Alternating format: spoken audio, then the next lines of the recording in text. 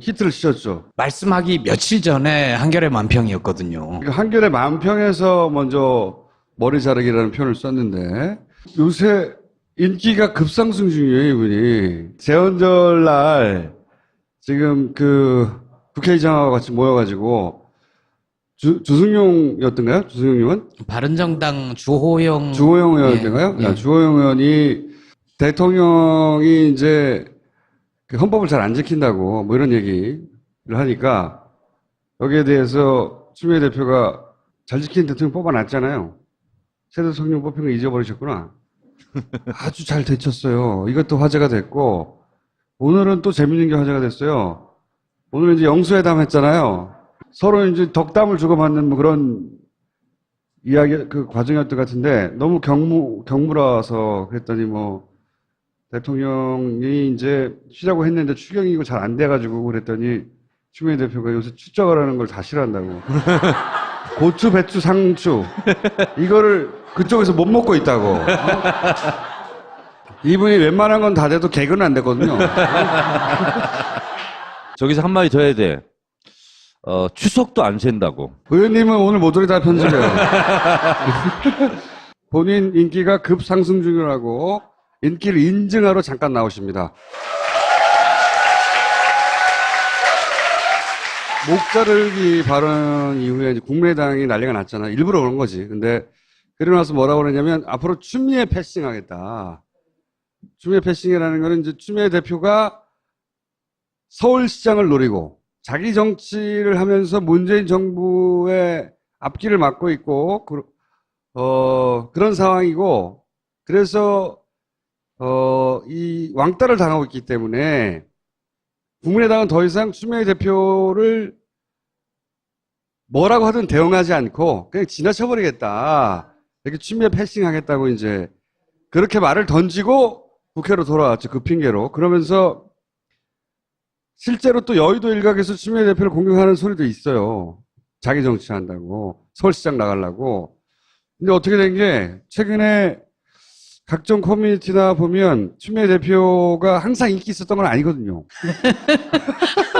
지난 탄핵 때도 고생했어요, 사실. 그런데 최근에 이 추미애 대표 인기는 대단히 급상승하고 있어요. 이게 웬일이냐, 이게. 그게 맞긴 맞아요? 그러니까 실제로는 공격을 참 많이 받는데 네. 각종 커뮤니티에는 추미애 대표를 열성적으로 처음으로 추미애 대표를 지지한다. 이런 사람도 시작해가지고. 근데 이게 밖에서 이렇게 지지를 받고 인기를 끌잖아요. 그러면 당 내부에서는 컷오프 될 가능성이 많습니다. 여태까지 출연할 때는 너무 힘들다. 나이가 열심히 하고 있는데 저에게 좀 힘을 좀 보태주세요. 이러려고 보통 나오셨는데 오늘 그게 아니에요.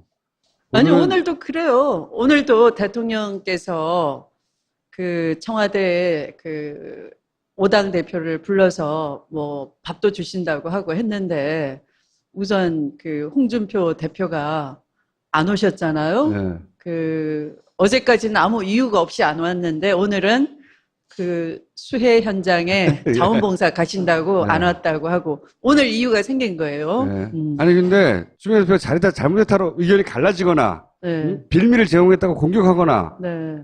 그런 새가 그 일반 여론에도 있어야 되거든요. 네. 그 새가 약해요. 굉장히. 잘했다. 국민의당 잘 들이박았다. 아니 자고 나니까 신문에 국정 운영에 걸림돌이 되는 듯이 그러니까 표현이 걸림돌이 돼 되고 있고, 있다. 네. 협치가 안 된다. 네. 이런 공격을 그 보수 매체와 야당 그리고 여의도 일각에서 받으셨잖아요, 분명히. 그렇죠? 아니 여기 신문도 여기도 막 그 사설에서 아니 이거는 네. 부적절하다. 그러니까 아니 근데 지금 파파이스나 김어준이나 커뮤니티에서 칭찬받잖아요. 여의도에서는 죽을 맛이에요. 대리운전은 들어봤어도 대리사과는 못 들어봤어요. 대리사과. 들어보셨어요, 여러분? 대리사과. 대리사과? 대리가 사과를 들고 있으면 대리사과입니까? 체포! 경찰에 신고해야 되겠어, 진짜. 예를 들어서, 그 일반 지지자들로부터, 내가 지지를 받고 있다는 건 느끼세요? 몰라요, 사실. 예를 들어서 예전보다 이렇게 뭐 응원 문자가 많이 온다든가 그런 건 없어요? 있어요. 그럼 알아야죠. 아니, 그러면 또 보수 언론에서 그 SNS가 국민 여론이 아니다. 이렇게 또 그럼 그것만 보고 정치를 하는 당대표가 무슨 집권당 대표냐. 이렇게 또 사설로 난리죠. 그럼 조선일보를 보고 정치를 하나? 아니, 그 사설은 예. 조선일보뿐만 아니라 뭐 경향 한겨레까지 다 나오던데요. 아마 그게 이제 이례적이어서 그렇겠죠. 왜냐하면 보통은 당의 대표들이 있고 대표들이 공격을 하고 사이가 안 좋아지고 그러면 이제 대표들이 만나서 풀고 이러는데 이제 아니, 대표님이 네. 앞장섰으니까. 그러니까 잠깐만 있어봐요. 어. 당대표가 나서서 최선봉에 서서 이렇게 공격하고 포스하고 하는 것은 바람직하지는 않아요. 왜냐하면 누군가 해야 되거든요. 당에서. 내가 없어서 그렇다고 얘기를 그러니까 컷오프 당해서 그래. 나의 심리를 찾아내. 그러니까 19대 국회에 정청래 같은 사람이 지금 없어요. 맞아요. 그러니까 음. 어쩔 수 없이 지금 당대표가 나서는 거예요. 근데 그게 바람직하거나 좋은 모습은 아니에요. 실제 그렇게 예를 들어서 대놓고 대포를 쏘니까 불편해하는 사람이 여의도에 많아요? 아니, 제가 별로 큰 대포를 쏘지도 않았어요. 그냥 편하게 물어보길래 네. 그저 꼬리 자르기에 대해서 어떻게 생각하냐 그래서 그게 결코 꼬리 자르기가 아니고 머리 자르기를 하시면 안 되는 거죠. 왜냐하면 본인이 앞에서 목 내놓겠다고 얘기했기 때문에 거기에 대한 대응이었거든요. 네, 그래서 목을 내놓으시겠다고 하는데 사실은 저는 우리 집에 19세 먹은 포메라니언 강아지 목도 제가 어떻게 못하거든요. 그 강아지의 대소변을 제가 다 받아주거든요. 저는 인도주의자인 거예요. 그런데 목을 내놓으시겠다. 끔찍하잖아요. 막말이시잖아요. 그 막말 하시지 말고 진실을 내놓으십시오. 이랬잖아요.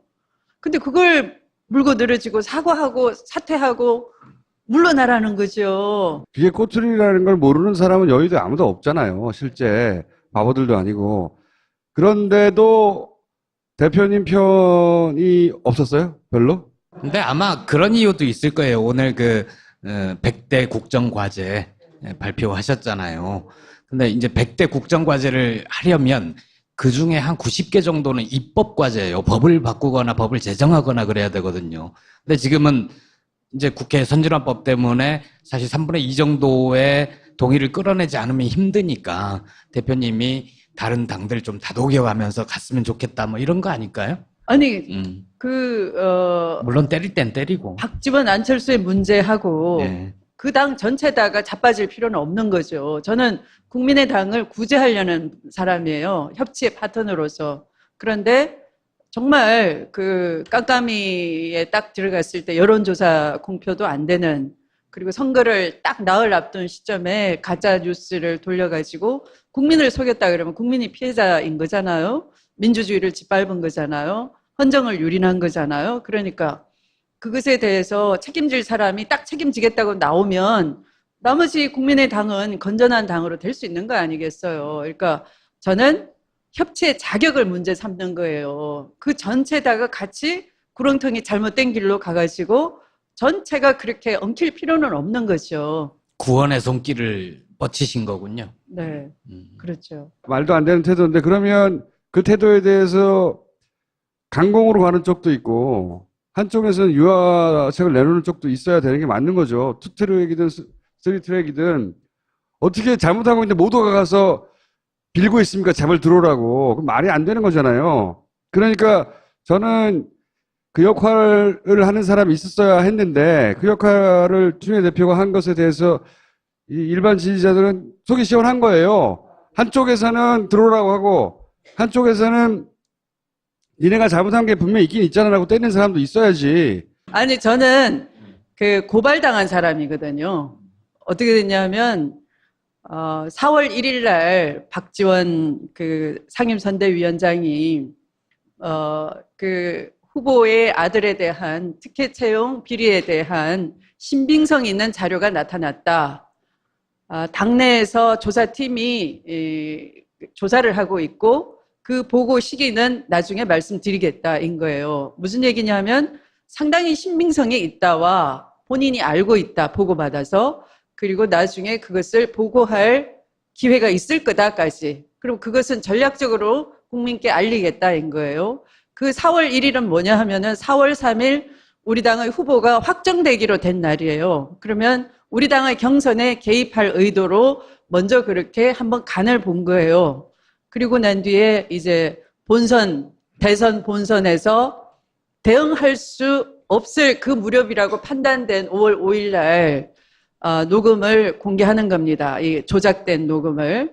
그런데 다행히 우리 당 내에서는 그 아드님의 파슨스 스쿨에 국내 동기가 6명이라는 걸 확보를 해놨어요. 그래서 일일이 다 찾아가서 그런 진술을 했는지를 다 물어보고 이게 팩트 체크를 다 해놓은 상태에서 5월 6일 날 바로 고발을 한 거죠. 그랬더니 국민의당에서는 그러면 꼬리를 내려야 되는 건데 다시 5월 8일 날 당대표인 저를 상대로 해서 무고로 고소를 하는 거예요. 저는 피고소인이에요. 무고죄. 그러면 제가 사과를 하면 어떻게 되느냐 하면 그 무고가 아닌 것이다. 실제 우리는 잘못한 게 맞다. 당신들의 고소 사실이 맞다. 고소 사실이 맞다는 것은 특혜 채용 비리를 인정한다. 이렇게 되는 거예요. 그런데 당연히 여의도에서도 그렇게 이해할 사람들이 있잖아요.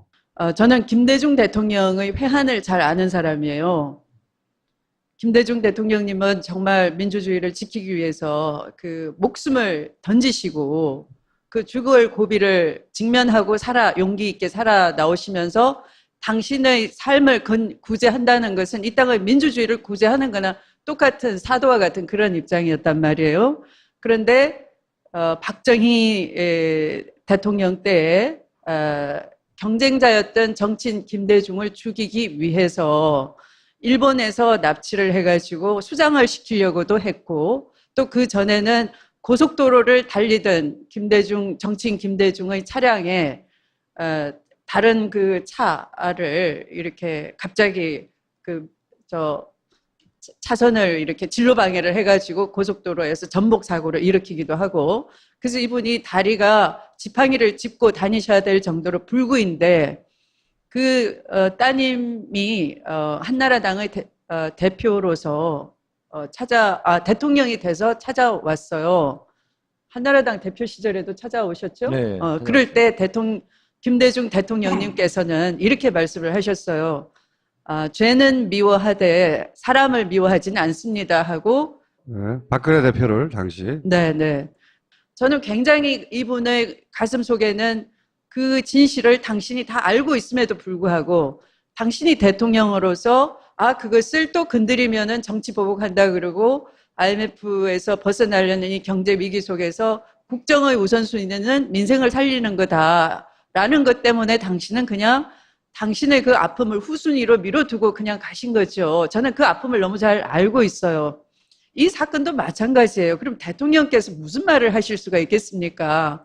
아들이 피해자이고 또 다시 특검을 하자 그러면서 2차 피해를 가하려고 하고 그 아들은 자기 실력으로 당당하게 취업을 한 것인데도 그걸 특혜를 받았다고 하니까 자기를 소명할 기회조차 안 주어지고 선거 전에는 선거에 이슈화 시킨다고 해서 당이 말려가지고 자기 말을 못하게 하더니 이기고 난 뒤에는 또 이걸로 시끄럽게 하면은 협치가 깨진다는 이유로 아무도 아무 소리를 안 해주니 얼마나 답답하겠습니까? 근데 이것을 가지고 지금 드러난 사실은 진짜도 아니고 가짜로 녹음을 동기를 가장한 인물이 허위로 제보를 해서 이렇게 국민을 속이려고 한 건데 거기에 대해서도 또 이걸 정치적으로 몰고 가는 그런 상황이잖아요. 그러면 대리사과가 아니라 대리분노였나요? 저는 피고소인으로서 이것에 대해서 정확하게 이면이고 아니면 아닌 것으로 시비가 안 가려지고는 저도 억울한 거예요. 제가 무고를 했겠습니까? 그래서 저는 이건 당연히 당신들이 잘못했다면 먼저 무고의 고소를 취하하고 잘못했습니다. 국민을 속인 죄에 대해서는 100번, 1000번 사과를 합니다. 해야 되는 것이지. 저보고 사과를 안 한다고 타박을 하고 또 대리 사과를 청와대에서 와서 했다? 제가 용납이 안 되는 거죠. 대리 사과는 있을 수가 없죠. 제가 궁금한 건 왜 그거를 지지해주지 않냐는 거예요. 같은 편 당내에서도 있을 거 아닙니까? 정치를 오래 하는 사람들은 정말 자기 정치를 잘 해요. 자, 122석으로, 우리가 122석인가요? 그걸 저한테 물어보면 어떻게 해요? 당대표가 의원 아닌 분한테 뭐 여쭤보면 어떻게? 의원도 아닌데. 아, 미안. 122석으로는 아무것도 할 수 없겠다. 자, 후반기에 국회의장도 신경 쓰이고, 아, 그러면 좀 인심을 좀 얻어야 되겠네. 각을 세우면 안 되겠네. 적당히 잘 지내야지. 이런 것이 자기 정치인 거예요. 저는 얼마든지 협치를 해야 된다고 봅니다. 그런데 협치의 자격이 있어요. 적폐와의 협치, 그것은 협치가 있을 수가 없어. 왜? 서로 약점을 엄호해주고 불의를 눈감아주고 하는 것이 바로 그런 잘못된 협치인 거예요. 여러분이 그거 바라시고 촛불 드신 거 아니잖아요. 그거 바라시고 대통령 선거에 참여하신 거 아니잖아요. 그런 대한민국을 구해내라라는 거 아니에요? 야당을 오래 하다 보니까 미디어가 자기 편이 안 되면 자기가 잘못했다고 생각해요. 옳은 말을 하는 중에도 야당 증후군이라고 제가 부르는 건데 옳은 말을 했는데 미디어가 내 편이 안 되는 거예요. 그러면 잽싸게 자세를 바꾸거나 말을 약간 물리거나 하거든요. 아니면 그걸 보고 나서 그 말 한 사람을 변호해주지 않거나. 그러니까 민주당의 상당수의 의원들이, 많은 의원들이 여전히 하도 야당을 오래 하다 보니까 그런 종류의 야당 증후를 겪고 있는 게 아니냐 이거죠. 한 분도 편을 안 들어준 건 아니고요. 가만 생각하니까 몇 분 계셨어요, 몇 뭐 분. 박광원 의원님, 박재호 의원님, 박범계 의원, 박범계 최고위원님. 네, 네. 잘 안 알려진 인물들이 있어요. 표창원은 어땠어요? 표창원 의원도 그렇게 적극적으로 엄호를 했을 거예요. 네. 그래서 당대표 앞으로 어떻게 하겠다고 한마디 해주시고. 제가 토론하는 정당, 유능한 정당, 또 똑똑한 정당 만들겠다라고 말씀을 드렸는데, 100만 권리당원 확대를 선언을 했어요. 더불어민주당에 왜 들어갈지 궁금해하시는 분들이 많습니다. 여러분들은 다 아마 대통령 선거에 참여를 해 주셨을 겁니다. 그런데 단순히 뽑아놓고 그것에 대해서 표로서 그 행동을 했는데 응답을 듣고 싶은 거죠. 기다리시지 말고 참여해 주시면 그 응답은 당을 통해서 함께 만들어가는 겁니다. 그래서 제가 열린 정당을 표방하고 있으니까 여러분들이 많이 더불어민주당에 가입해 주시고 그 당원들이 당론을 결정하는 그런 현대 정당으로 만들어 내려고 합니다. 시간을 좀 주시기 바랍니다. 그래서 지금의 여의도에서만 이루어지는 그런 정치 기술자들의 정치 공학적인 정치가 아니라 국민이 만들어가는 정치로 바꿔내려고 합니다.